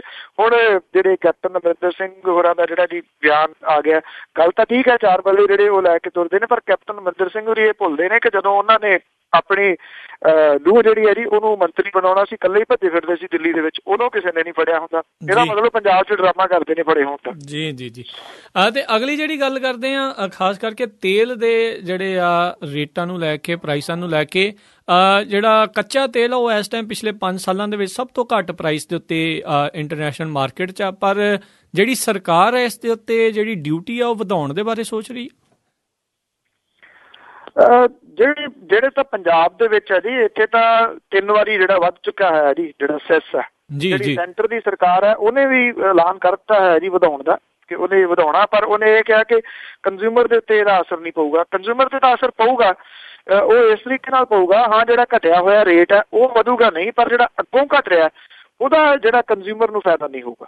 ਸੋ ਇਹ ਬਿਲਕੁਲ ਜੀ, ਜਿੰਨਾ ਐਕਚੁਅਲੀ ਰੇਟ ਇਹ ਕਰੂਡ ਆਇਲ ਦਾ ਜਿਹੜਾ ਇੰਟਰਨੈਸ਼ਨਲ ਲੈਵਲ ਦੇ ਉੱਤੇ ਘਟਿਆ ਹੋਇਆ, ਉਹਨਾਂ ਰੇਟ ਜਿਹੜਾ ਜੀ ਉਹ ਇੱਥੇ ਭਾਰਤ ਦੇ ਵਿੱਚ ਪੈਟਰੋਲ ਤੇ ਡੀਜ਼ਲ ਦਾ ਨਹੀਂ ਘਟਿਆ ਜਿੰਨਾ ਘਟਣਾ ਚਾਹੀਦਾ ਸੀਗਾ।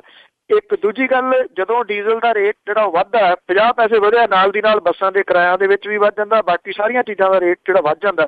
ਜਦੋਂ ਹੁਣ ਤੇਲ ਦਾ ਰੇਟ 3 ਵਾਰੀ ਘਟ ਗਿਆ ਤੇ ਇੱਥੇ ਕਿਸੇ ਚੀਜ਼ ਦੀ ਕੀਮਤ ਨਹੀਂ ਘਟੀ ਜੀ, ਉੱਥੇ ਉਸੇ ਤਰੀਕੇ ਦੇ ਨਾਲ ਚੱਲਦੀ ਹੈ ਜੀ। ਬਿਲਕੁਲ।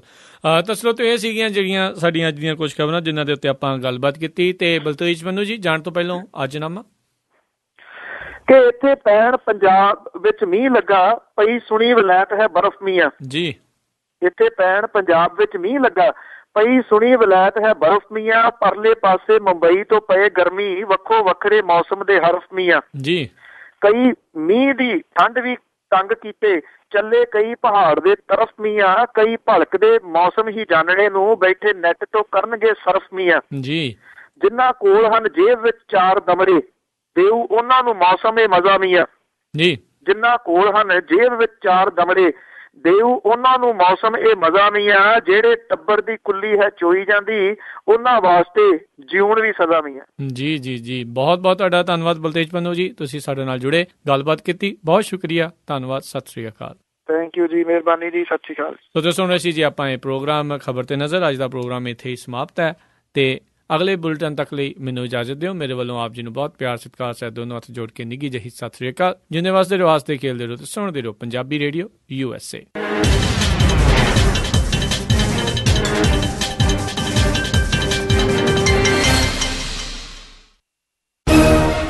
ਚੌਵੀ ਘੰਟਿਆਂ ਦੇ ਵਿੱਚ ਕਿਹੜੀਆਂ ਘਟਨਾਵਾਂ ਬਣੀਆਂ ਸੁਰਖੀਆਂ? ਪੰਜਾਬ, ਭਾਰਤ, ਪਾਕਿਸਤਾਨ, ਅਮਰੀਕਾ ਅਤੇ ਵਿਸ਼ਵ ਭਰ ਦੀਆਂ ਖਬਰਾਂ। ਕਿਹੜੇ ਸਿਆਸਤਦਾਨ ਨੇ ਕੀ ਕਿਹਾ, ਕੀ ਕਰ ਰਹੀ ਹੈ ਸਰਕਾਰ, ਕੀ ਵਿਰੋਧੀ ਧਿਰ ਆਪਣਾ ਰੋਲ ਨਿਭਾ ਰਹੀ ਹੈ। ਟੈਕਸੀ ਟਰੱਕ ਇੰਡਸਟਰੀ ਦੀਆਂ ਖਬਰਾਂ ਤੇ ਰਹੇਗੀ ਸਾਡੀ ਅੱਖ। ਮੌਸਮ ਦੀ ਜਾਣਕਾਰੀ, ਸਟਾਕ ਮਾਰਕੀਟ ਦੇ ਵਿੱਚ ਉਤਰਾਵ ਚੜਾਵ, ਡਾਲਰ ਪਾਉਂਡ ਦਾ ਭਾਅ, ਜਾਣਾਂਗੇ ਇਹ ਸਾਰਾ ਕੁਝ। ਇਹ ਸਾਰੀਆਂ ਖਬਰਾਂ ਪੰਜਾਬੀ ਦੇ ਵਿੱਚ ਤੁਹਾਡੇ ਲਈ ਪੇਸ਼ ਕਰਨਗੇ। ਸਤਿ ਸ਼੍ਰੀ ਅਕਾਲ ਦੋਸਤੋ, ਮੈਂ ਹਾਂ ਬਲਤੇਜ ਪੰਨੂ ਪੰਜਾਬ ਤੋਂ। ਟੈਲੀਸੋਟੋ ਮੈਂ ਚੰਡੀਗੜ੍ਹ ਤੋਂ ਸੁਸ਼ੀਲ ਦੁਸਾਂਝ। ਬਿਊਰੋ ਦਫ਼ਤਰ ਸ਼ਿਵਪੁਰਾ ਪਾਕਿਸਤਾਨ ਤੋਂ ਮਸੂਦ ਮਲੀ ਬੜਾ ਅਦਬ ਭਰਿਆ ਤਨੀਕਾ ਜੀ ਸਲਾਮ ਪੇਸ਼ ਕਰਦਾ ਹੈ, ਕਬੂਲ ਕਰੋ। ਸ੍ਰੀ ਮੁਕਤਸਰ ਸਾਹਿਬ ਤੋਂ ਜਸਵਿੰਦਰ ਸਿੰਘ ਬਿੱਟਾ ਵੱਲੋਂ ਪਿਆਰ ਭਰੀ ਨਿੱਘੀ ਸਤਿ ਸ੍ਰੀ ਅਕਾਲ। ਸੈਨੋਜ਼ੇ ਸਟੂਡੀਓ ਤੋਂ ਮੈਂ ਰਾਜਕਰਨਵੀਰ ਸਿੰਘ, ਮੈਂ ਹਰਜੋਤ ਸਿੰਘ ਖਾਲਸਾ ਅਤੇ ਮੈਂ ਗੁਰਸਿਮਰਨ ਸਿੰਘ। ਦਿਨ ਭਰ ਦੇ ਵਿੱਚ ਅੱਡ-ਅੱਡ ਸਮਿਆਂ ਤੇ ਸੁਣਨਾ ਨਾ ਭੁੱਲਿਓ, ਸਿਰਫ ਪੰਜਾਬੀ ਰੇਡੀਓ USA ਤੇ। ਵਧੇਰੇ ਜਾਣਕਾਰੀ ਲਈ ਕਾਲ ਕਰੋ 408 272 5200 408 272 5200 ਜਾਂ 408 722 7698 408 722 7698।